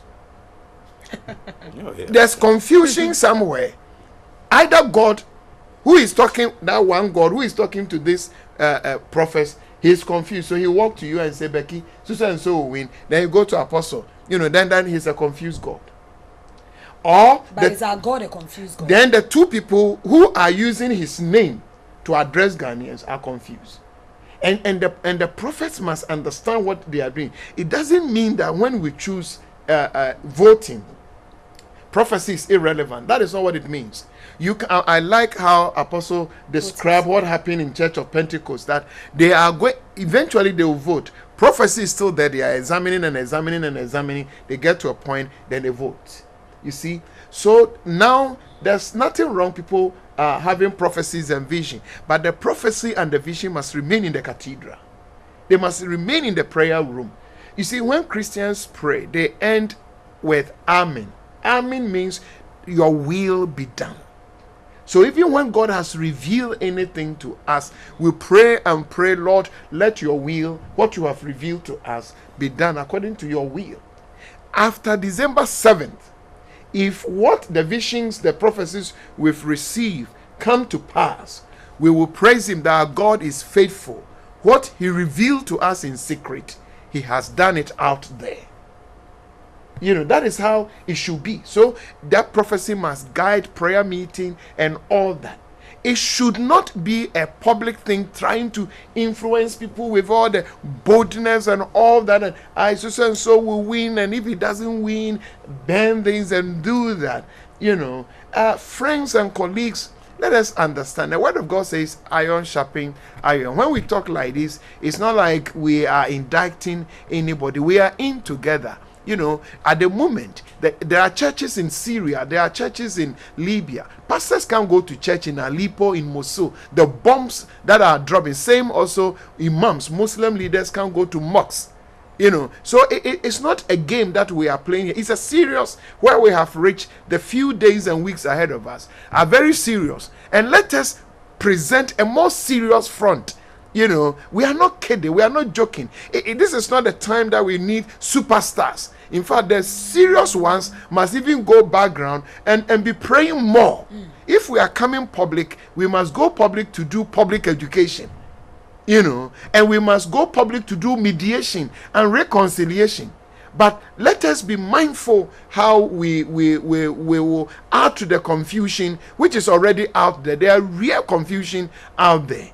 You know, the two main political parties, the amount of violence and cheating out there, you know, and at least we the religious people, if we can help the situation, we shouldn't add to the confusion. If you can't help the situation, don't add to the confusion. Reverend Bafo, would you say that all these is stemming from the fact that as prophets or ordained ministers of the gospel, as it is, when prophecy comes, the Akan language you see, you're going to fun. So you can't really say, is that it? Well, let me say, because if the ministers are confused, then obviously they are not seeing the vision well. Let me say that I think that it's not more of not seeing the vision well, because if you did not see the vision, well, probably the best thing would be to keep quiet over it. You see, so I think that we have touched on the issue already, that sometimes there are some biases, and pastors getting to elections, we must be very careful not to let our church members and the whole nation see those kind of biases, because they have serious implications. If you pray and you see a vision or you have a dream, like has been said, it's very important to pray over those issues. It's very important to discuss those issues with your leaders, your church elders. You know, sometimes before elections, if it's a one-man church, well, still they they have a prayer team. They still have a prayer team they work with. And, you know, pastors, they work with. So it's very important. You know, sometimes it's not only elections. Sometimes people say, "Oh, I have seen that this person is dead," and then they come to public. It's very important that some of these things, you don't put fear and panic into the public just for the sake of it. And when these things are being discussed, you realize that there are some people, maybe they enjoy such discussions, and when they are called by radio stations, television stations, and they would want to defend themselves, like has been said, it's not really about indicting someone or, bringing somebody, to try to talk about him or her. The point is that these issues, because we have accepted the process, we need to respect that process, and we need to do it with all the maturity that it deserves. It's very important that as people who have the trust of the nation, as leaders who have the trust of the nation, religious leaders, we must protect it, and we must do it right. We have a constituency. We believe we have people who listen to us. It's important that we don't influence them negatively. And therefore, we need to, even if we have our visions, if the visions are blurred, they are not clear, or even if we think they are clear enough, we still need to exercise some kind of patience. We still need to pray over those issues. We don't necessarily need to bring them to public to cause the confusion that we are having in the system. You know, like has been said, if we do that, we defeat the very purpose for which we exist. We allow people to ridicule God, and that for me is very serious. So people who we are working to bring on board, and some of them would say, well, these are the same people who say we should come and join them and come and follow their God. Look at what their God is saying, and it's not good for the church in the nation. It's not good for all of us. Right. Kisi and Sami from Kumasi says, does God know the outcome of our voting or our elections? If yes, why will he not talk through a prophet? Okay. This one says, thank God for that seasoned pastor in the violet shirt. Oh, okay. Reverend Dr. Obuni Frimpong is with the Christian Council. He's the General Secretary. God cannot be confused. God says in Jeremiah, I will confuse the prophets to deceive the people. That is the reason prophets need to be careful with prophecies. This one is from Captain Victor Bacha. Thank you, Captain. This one says, according to Genesis 17:14-20, God explicitly gave the criterion to electing a king or a president. So those going about prophesying about party A or B should win or lose. Oh, stop. It's a devotion. Kwame, your last bit of the test didn't come clear. Please, respected men of God, help me. If your church member blesses you with a car or a house, is it wrong? In the same way, if your church member who is a serious politician gives you a gift, as in the above, is it wrong to receive it? This one is from Indewini. Thank you very much, Indewini. If you get into active politics, how would they offer advice if the other party is not in your interest, or that party does not win? As pastors, you should be for the nation. This one is coming from Leo. Thank you for your messages. But let's put the issue of prophecies to bed now, and let's shift attention, because we are barely 3 weeks to election 2016. Dog, I'll come to you. Let me start with Apostle. Do you think that as Ghanaians we are gradually losing our religious virtue of tolerance, love for one another, and will I call it self-control? Looking at the recent spate of election violence springing up in areas, now that we are heading towards the D-Day. Thank you, Becky. I think sometimes we allow selfishness to dominate.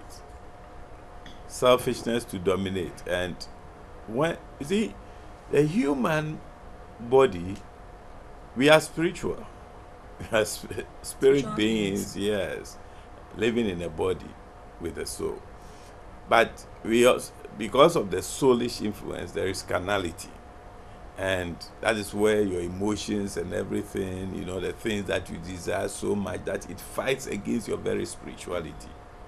And when it comes to, you know, we allow so much of emotion, you know, to come up. Say that sometimes we forget that we are spiritual people. You see, and that is a very big problem.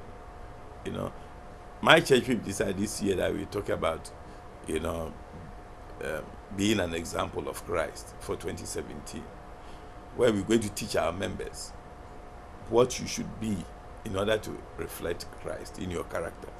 So you see, we tend to downplay that part and allow our own flesh, the fleshly desires, and then the others like anger and other things to so dominate. And many people do that, and later on they come to apologize, not only in the political discourse, but even when you come to the home. Sometimes you find a husband gets so angry that he gets to the point whereby he hits the wife. Then after that, he realizes, oh, what have I done? I'm sorry. You see, you have not allowed that spiritual part of you, the spirit in you, to dominate, that soulish realm where anger and the rise reside. So these are some of the things. So unless we bring people to the point of coming to know that one, they are Christians, they are supposed to reflect Christ and all that, and then we teach them, and then they subject themselves to the leading of the Spirit, people will continue to live for the flesh, and they will continue to do these things, whereby they think so much about themselves and the rest, and that is where it turns like they've lost it. And remember that not all of us, though we all go to church, not all of us are Christian, not all of us have subjected ourselves to the way of Christ so much that it affects our very being, whereby we get self-control. And these are fruits of the Spirit. And a fruit does not just come. A fruit comes out of maturity. The person must be mature. So we have a lot of baby Christians who you can't even distinguish between them and other people, but they will say they are Christians. So we're still trusting God to be able to disciple people to come to that point whereby their decisions and everything will be influenced by Christ. Reverend Okubafo, aren't we the same Christians, the same people who go to the churches, the mosques, we are traditionalists, wherever we worship, all of that, and yet when it comes to electoral violence, we are the same people on the streets of Accra getting to elections, causing commotion everywhere? So where do we draw the line? Are we only Christians, or are we only Muslims when we go to the mosque, or when we are in our churches? I think it's very unfortunate, and that is one of the reasons why we are here to talk about these issues. Think on one side, the system we run plays a role. In Ghana, after December 7, whoever wins the election is virtually winner takes all. So, usually when people think about the next 4 years and they realize that for the next 4 years I'm going to have virtually nothing, to the extent that some board of directors will think, well, if we lose, I'm going to be in trouble. Some, people who may not even be in, call it big positions, would think that if my party loses, I also lose. So sometimes there's real agitation to ensure that by fair or foul means, the party that I belong to wins power. And I think that is one of the issues, and maybe in the future the nation must really address that issue of winner takes all, so that people don't think that the election is a do or die affair. Because for some people, if this election passes by without a win, then they are virtually going to have nothing for the next 4 years, and so that also causes the agitation. On the other hand, what Apostle has hinted on has for me to do more of the teaching that is coming from the pulpit. The issue of discipleship, I believe as pastors, we need to really take it more seriously. Because like Apostle said, you could be in church. Scripture says if anybody be in Christ, he's a new creature. But, well, you could be in church and not necessarily be in Christ. And so it's important that we get to the point where people are really taught the tenets of Christianity. And I believe that orientation of our people, the youth. Somebody sent a text message and said, if you get a car from your church member and all that. It's important we reorient ourselves from this issue. I'm a pastor, so somebody must give me this, I must give this, and if you give this to me, you are going to receive this and all that. People need to follow Christ. And Jesus Christ himself said that your Father in heaven knows that you need all these things. You need them. And God is not a wicked God. We serve God, we work hard, he blesses the work of our hands. And so we should be careful the orientation that Ghanaian Christianity is having. And gradually, where we are heading towards, for me, I think is not good. We should really come back to discipleship, following Jesus Christ. And you know, in Scripture, when the disciples had followed Jesus a long time, and then Jesus hinted that he was going to the cross. In Mark chapter 8, Peter was not happy, you know, and so he rebuked Jesus. When it is, the power, the fame, the glory, we tend to be happy. But when Jesus says, no, you must go through the water, you must go through the fire, then sometimes we tend to rebuke him like Jesus, like Peter did to him, because going to the cross is not pleasant. But Jesus makes it clear that all those are part of it. The glory, the power, the fame, but also the cross, the persecution. And so we must learn to teach people these things and reaffirm them that we need to follow Jesus and we need to follow the tenets of Christianity, like has been said, the fruit of the Spirit: love, joy, peace, patience, kindness, goodness, faithfulness, gentleness, self-control. And it is important that we discipline ourselves to go through these things, and we must do our best to live by them. We are human beings. We falter, we fall on the road, but he always gives us strength to rise up and then to move on. Abbas, any reaction to the fact that if you are given a gift by your member who is a serious politician? Why would he want to give me a gift at a particular time? Is also important. Motives and the are timing. also, the timing is always important. If it is not a campaign season and you say God has asked you to come and give me a car, well, I may receive it. But if you want to wait at this time to come and tell me, or you say I'm bringing a prize, so you pray for me and then I win the seat, sorry, because I don't control God. Yeah, it's bad. Okay. Let me take your reaction on electoral violence. Yes. Yes, the position of the Christian Council. And all of us, and ordinary Ghanaians, at the moment there's something that has come to be known as peace industry. The number of Ghanaian NGOs, religious bodies that are all doing public education, doing sensitization on the need for national cohesion. It's not a joke, because you need that environment for education to thrive, health, for agric. Even church, religious people, you need a peaceful atmosphere for people to go to church, to go to the mosques, And therefore, we've reached a point, it seems to me, our political leaders must, leadership is not for personal comfort. Leadership is about responding to the aspirations of the people. So if this is the genuine feeling of Ghanaians, then our political leaders, the actors, must respond to that and commit themselves to this aspiration in Ghanaians that beyond December 7, we need a national cohesion, we need a peaceful country for us to do our normal, things. And at the moment, looking at what happened at Kukum and Suhum and Odododio and Nima and other places, sometimes you get the impression that the political leaders are not so much committed to these yearnings of ordinary Ghanaians, And for heaven's sake, please don't take us for granted. We will say it again and again that don't become honorable, don't become excellencies on the back of innocent blood.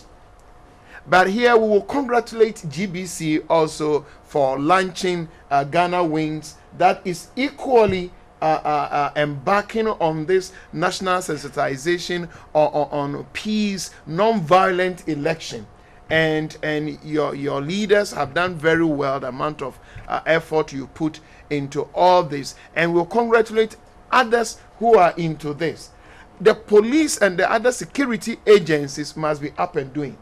They must give a strong public signal that the door to violence is shut, and that they don't have favored sons and daughters in any of the political parties, and that they are going to be fair and firm.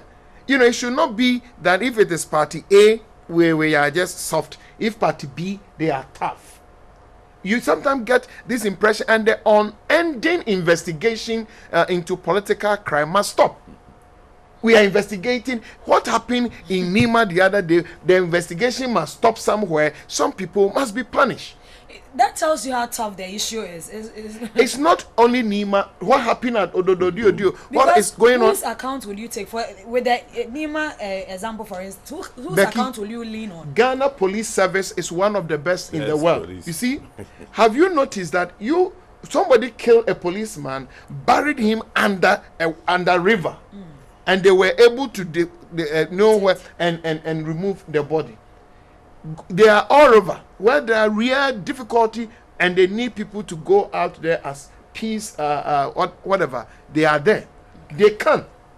Sometimes it's the same politicians who are weakening the arms of our police, because there's this, something from above, and now the police feel paralyzed. They can, if they will allow them to work, and our political leaders must play the game according to the rules.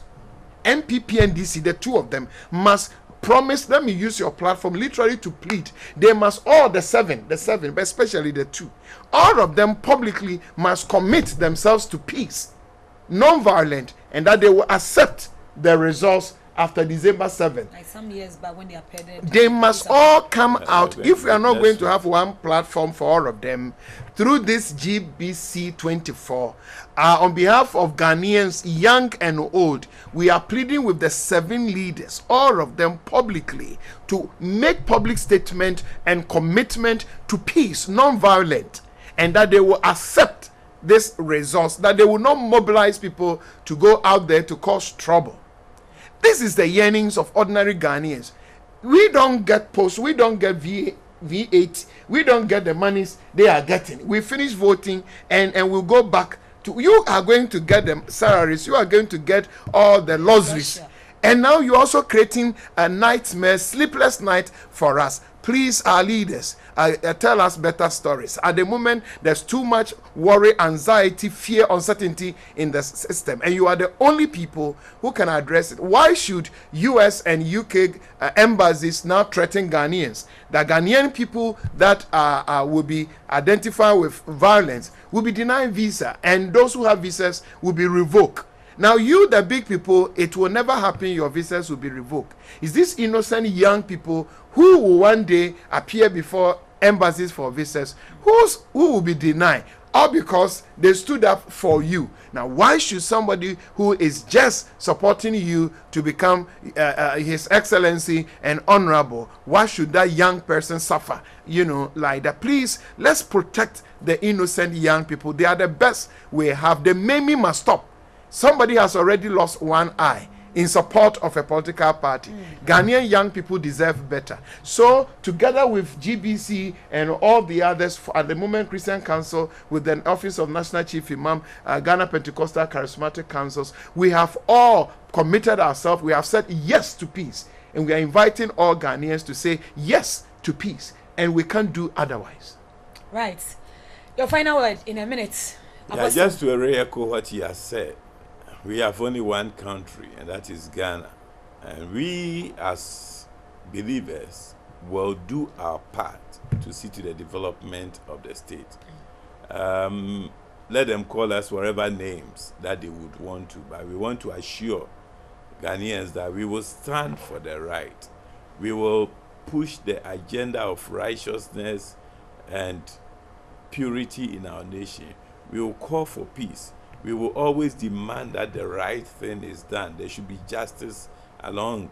And at the end of the day, we want a unified country. We want a peaceful country. We want a country where everybody will have the right to come out with their aspirations. And at the end of the day, our young people will have a future. And that is all that we believe that politics is about and should be about, and not the struggling and just looking for power's sake. Reverend Bafo, in a minute. Yes, I want to reiterate that it's important that Christians come together to pray at the church level and as individuals for our nation, but also to all young people that the future is brighter, and therefore we should not destroy the future with present violence. It's important that young people see themselves in a better, brighter future, and therefore young people should stay away from violence. Usually they are the people who are used by politicians, and if they're able to stay away from violence, it will help the cause of the elections in this nation. Right. So that has been it. Would you want to say something quickly? Oh, we will. Because I guess you said it all. Yes. We are praying, and we'll keep inviting the church to intensify our prayers. Together, Christian Council Ghana Pentecostal, we are declaring the last week of November, week of prayer and fasting.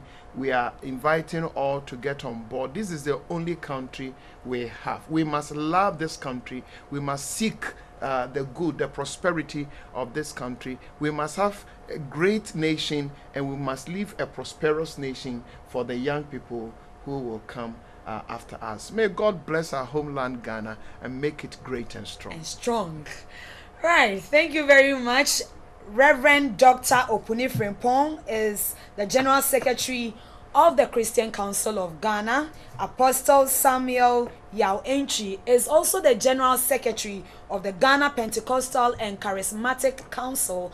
And Reverend Abraham Opoku Bafo is the second minister in charge of the Presbyterian Church of Ghana in Kuntunse. This has been the Roundtable's engagement with the clergy, and it has been a very fruitful discussion indeed. Barely 3 weeks to election 2016. We all have to play our stakeholder roles responsibly and effectively. The show had been produced by Celestine Avi, Max Esu, and Phyllis Kofi. I would want to say a very big thank you to my production crew and my technical team, and also to Mrs. Letitia Amwafo Dankwa, the proprietress of American Liberty School in Adringano, and also to Health Works, as well as Ashifia Ware. My name is Rebecca Ewa, but before we part company, let me leave you with these words that says that there are people who motivate you, there are others who inspire you and challenge you to move forward and accomplish your dreams, and then there are people who are a weight. They pull you down and leave you feeling heavier, discouraged, and negative. Choose to be around people who motivate and inspire you. These are the motivational words from Joel Austin Ministries, and that is what I leave you with. May the Lord bless us, and let's meet again, same time next week.